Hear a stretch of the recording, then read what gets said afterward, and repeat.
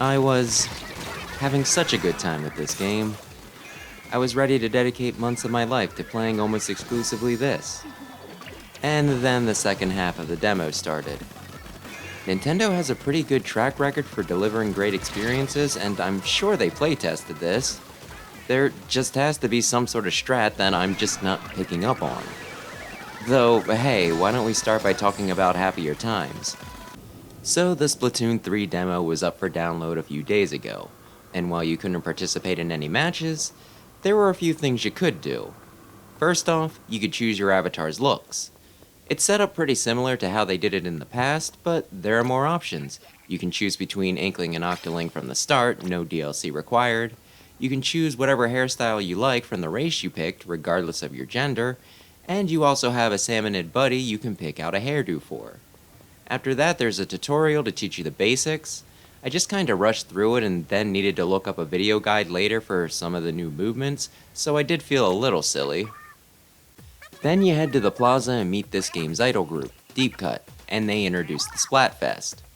I'm not all that keen on the trio, and while I get the fishing pun inherent in their sign-off line, catch you later, it still feels a little lame.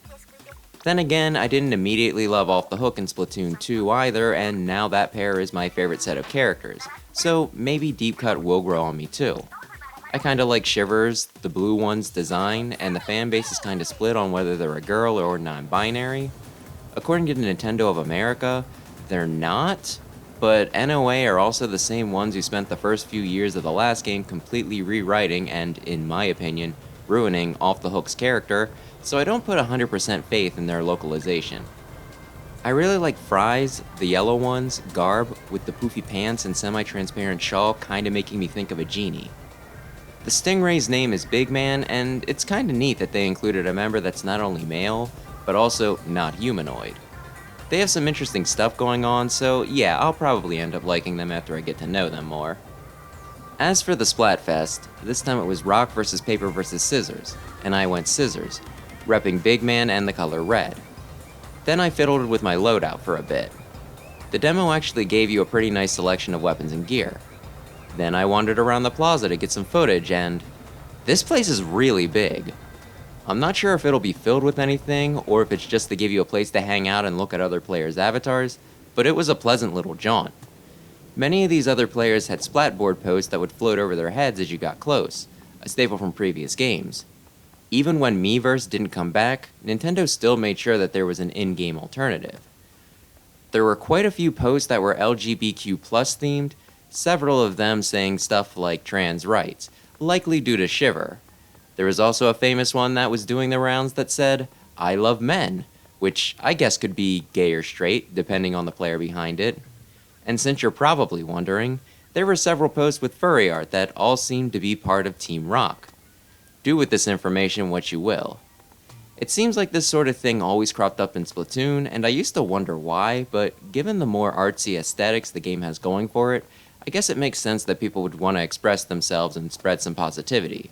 It used to weird me out, but now I'm largely amused and low-key find enjoyment in it. There were a few stores I could enter, but each one told me I wasn't cool enough to be there and kicked me out. Not even gonna let me window shop, huh? Harsh.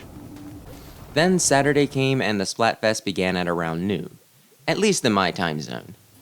Turf War was still largely the same. You have 3 minutes to ink more than the opposing team. The differences are more mechanical than conceptual. In between each match, you can change equipment, and then as you wait to get put into a group, you can test out your weapon or check on stuff like stats from previous rounds. You can also watch holograms of friends or teammates as they get in their own practice. It's a lot more interesting and engaging than just sitting in a lobby, waiting for a list of names to populate. They also added in 2 new movement options. For the first, you can charge up a jump while in a vertical patch of ink to leap over the top of a wall for a surprise attack. For the other, you can quickly pivot while jumping out of ink, which not only gives you some evasion, but also some protection from attacks. While I know how to do both, I never actually wound up using them in combat, so I need more practice.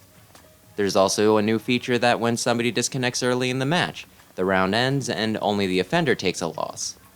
Really nice that you don't get an almost certain loss just because you were paired with a person with a bad internet connection. This honestly probably should have been a thing earlier. While old weapons still work pretty much the same, two new ones have been added. The first is the Splatana, which functions like a sword. I always kinda thought that the ink brush filled this role, though they do function kinda similarly.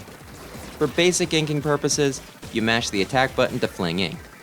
Holding the button won't have you darting around the field though, painting a thin line of ink as you do so, but instead charge up an attack that will fling a path of ink in front of you. If you're pressing forward as you do so, you'll also take a few steps in that direction. While I never got on board with the brush, I do kinda like the Splatana, so I might practice with it and its variants when the full release drops. Then there's the Tri-Stringer Killer, which is pretty much just the bow, and I really don't get it. To attack normally, you need to mash a button to strum the bow and fire out 3 arrows at a time. If you hold and charge the attack, the arrows are bigger and stick around for a second before exploding. From what I've seen though, the explosion only reaches the area that the shot just inked, so I don't see much point. Given how slow normal shots are and how charging doesn't seem worth the investment, it seems like a really weak weapon. Maybe the single player campaign will teach you how to use it effectively, or someone will figure out the techniques for it and make a video, but when I played, the only time I ever lost an exchange with a Tri-Stringer was when other factors were in play, like having to fight off multiple opponents or them getting the jump on me, and even then, it was pretty rare. When it comes to special weapons, that's where a lot of stuff got added. Some of them, like the Octo Stamp and Booyah Bomb, are back, but as for the new stuff, there's a weapon called the Tri-Zuka, similar to the old Ink Zuka. This can be fired up to 3 times, the shots exploding when hitting the ground. I don't really get the hitbox on this weapon. I swear, when I shot a guy practically point blank once, it just seemed to go through him.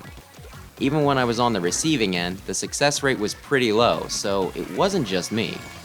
The Killer Whale was taken out after Splatoon on the Wii U for being too powerful, but there's a new version of it here, the Killer Whale 5.1. Rather than just producing one large speaker, this uses several smaller ones, each shooting out an ink-laced ray of sound that can hit through solid objects. While the original was probably stronger, this special is still really good, able to scatter enemies and make them take an escape path that is easy to predict, if it doesn't just flat out splat them. There's one that's able to summon a crab mech that you can ride around on. It lets loose a rapid stream of shots, or can fire a larger blast with a bit of a cooldown if you hit the bomb button. It can also roll into a ball to move about more quickly.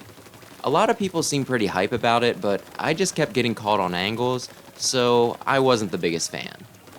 The Tentacooler drops a soda dispenser that you and each of your teammates can approach once to get a buff. It wouldn't surprise me if this became the meta sometime down the line, but I personally hate this one. First off, I never seem to be in a good position to use it, either not close enough to my allies or too close to an enemy, so I'd end up just sitting on my full special. It could also create a target for enemies to camp. You also need to activate it twice, pushing the special button once to bring it out, and then the secondary button to just put it down. If it was a special I needed to aim, I'd understand, but in what scenario would I pull it out and not want to use it immediately? Just awkwardly holding it over my head and being completely defenseless. There are 2 nice things about it. When someone uses it, a jingle plays so that you know that it's out, and an icon pops up to tell you the general direction it's in. I still hate it though, and stopped using a weapon I liked just because this was the assigned special. The one that I loved was the Reef Slider. This has you pull out a shark-shaped pool floaty and ride forward on it before it explodes. This just has so much utility. With its quick movement and modest blast radius, you can use it to attack, escape from a rough situation, break up an enemy's formation, or use it to get the jump on the opposing team. You can even stop it early if going the full length isn't what's best for you, though given its momentum, it doesn't stop on a dime. At one point, this helped me get a team wipe, me shooting down one foe, using the Reef Slider to slam into 2 others, and then shooting the last member as they super jumped in. While I don't know if this is the best special, it certainly feels like it to me. And those are just the ones I got around to trying. Stuff like the Shield or Sticky Hand I didn't get around to. Though, to be fair, they didn't seem all that popular with those I played with either, probably due to the weapons they were attached to. For the first 6 hours, I was having such a blast. The game played well, I felt like I was picking things up again and getting half decent, and I found a weapon I really liked. I was using the arrow spray, like I did in the original game, though I kinda fell off it for the sequel. Here it was doing a lot of work for me though, and it had my favorite special. I was really feeling the music, and one track even felt like a mashup of Splatoon and an anime ending that I liked. For the actual matches, it felt like we were winning more than we were losing, although we were fighting almost entirely against rock. The few paper teams we came up against did seem abnormally strong though, so I was a little worried, but I was having fun, so it didn't bother me too much. Then halftime came and we were told that Scissors was beating one team by a single percent, and the other by around 2, making it a really close contest. And that's when my hell truly began. If you've been paying attention to trailers and the like, you probably know that they added in a new Splatfest 3-way battle, where it's 2 on 4 on 2, the team that's winning halfway through the event being the 4. And if you're like most people, you probably assume this would give the team of 4 the advantage, since it would essentially make it 4 on 4 for them, and a 2 on 6 for everyone else. But let's see how it works in practice. First of all, this match takes place on a regular stage, designed for 2 teams. That might already raise some red flags. Each of the underdog teams start at the regular spawn points, which has a section of high ground that contains some surfaces that, if not outright inaccessible to the opposing teams, at least require a ton of work to hit. The 4-player team, on the other hand, starts on one side of the center stage, an area that, while containing some high ground, is also meant to be easily accessible to all players and be the site of the most intense fighting. In addition to that, if either underdog team wished to attack the other, they would need to go through the center, making it practically impossible to fight the opposite team and only the opposite team. This locks the central team in a perpetual pincer attack, and since the side teams will reclaim territory naturally while moving ahead, whereas the center will be constantly fending off attacks from all sides, it is much harder for them to retake land. In addition to that, if we think about this logically, if you're fighting a 3-sided battle and you know which side is already winning, chances are, if you know that you're going to lose a match, you'll probably prioritize the side that you're more likely to beat in the long run to be the victor in that particular battle, turning the fight back into a 4v4, eliminating the numbers advantage. Heck, when the main force loses, while the winning team seems the most enthusiastic, the third force still seems pretty smug. While I don't know if the points are weighted in favor of the match's ultimate winner, it seems like as long as the central team isn't the one who comes out on top, both other teams will still get points, encouraging them to work together. And on top of all of that, there's an item the 2 side teams can claim called the Ultra Signal. It appears in the middle of the map, I want to say about 30 seconds in.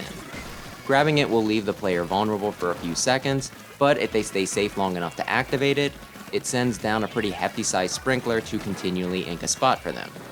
Sure, this object can't move around, but it also can't be destroyed, making whatever area it lands in pretty much unreclaimable for the other teams. It practically feels like giving them another member, further destroying the numbers advantage. The Ultra Signal will continually respawn until all the sprinklers are brought in. I want to say 2, no matter how many times the signal is defended. Sometimes the sprinkler will even spawn center stage, getting rid of what little home field the main team had. Pretty much the only way the team in the lead can win is by playing defense and never letting up. Even a brief hole will allow one of the others to claim a pretty big advantage. In all the Tricolors I fought, we only won 1, and that was when we focused entirely on the middle and one of the teams was incompetent, and it was still kinda close. We almost won another, but then too many of us died at once, and that was the only opening the other teams needed to roll us.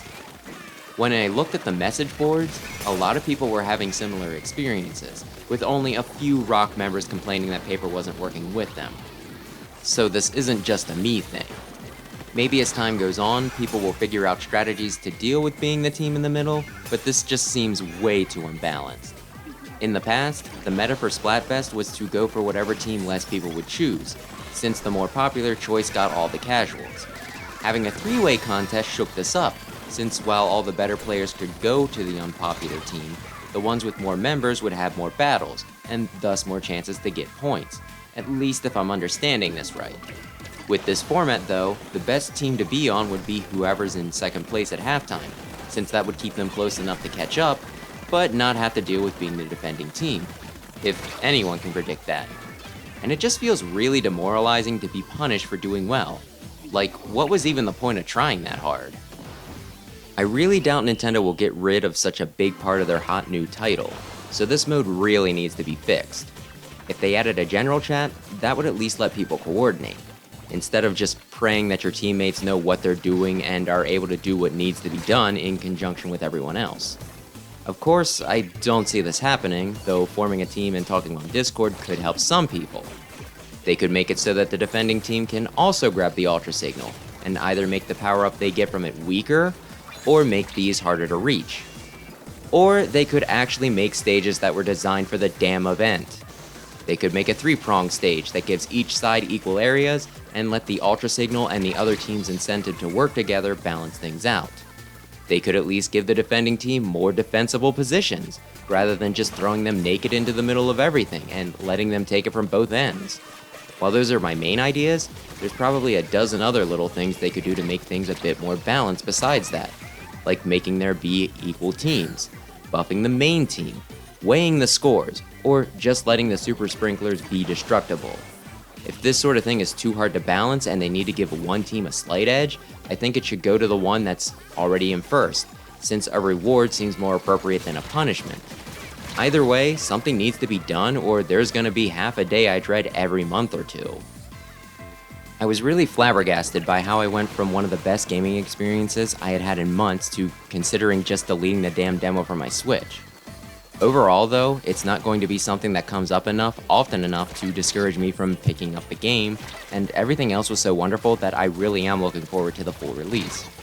It's just a shame that the in-game celebration that players tend to look forward to like a holiday had to be such a crapshoot, and only half of it at that. Hopefully Nintendo will be listening to feedback and come up with a fix down the line. Though if I'm being honest, there is a part of me that wants to play just one more of these on the second or third place team this time to see how the other half lives. I'm still feeling some dread though. Either way, I'll do a proper review once we have the actual cartridge, but I'm pretty sure it'll be a strong recommendation. What do you think though? Did you get a chance to play the demo? What did you think overall? What team did you choose? How did you feel about the Tricolor, and will you pick up the full release? Please tell me. I crave attention and the algorithm craves engagement.